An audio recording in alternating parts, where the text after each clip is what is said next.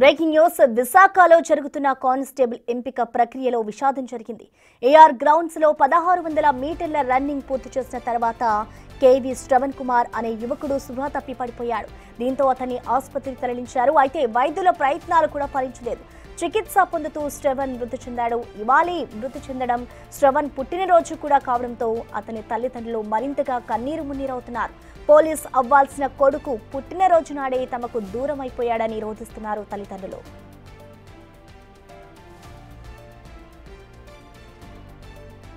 ఈ ఘటనకు సంబంధించిన పూర్తి వివరాలని మా ప్రతినిధి రాజు అందిస్తారు. రాజు, విశాఖలోని రవీంద్ర నగర్ పాత డైరీ ఫామ్ ప్రాంతానికి చెందినటువంటి శ్రవణ్ కుమార్ ఈ రోజు అటు ఏఆర్ గ్రౌండ్స్ లో జరుగుతున్నటువంటి పోలీస్ కానిస్టేబుల్ ఎంపిక ప్రక్రియకు సంబంధించి ఈవెంట్స్ లో పాల్గొనడానికి వెళ్ళినటువంటి పరిస్థితి అయితే కనిపిస్తుంది. 1600 మీటర్ల పరుగు పందెంలో విజయవంతంగా పూర్తి చేసిన తర్వాత శ్రవణ్ కుమార్ ఒక్కసారిగా కుప్పకూలిపోయి స్పృహ తప్పి పడిపోయినటువంటి పరిస్థితి ఉంది.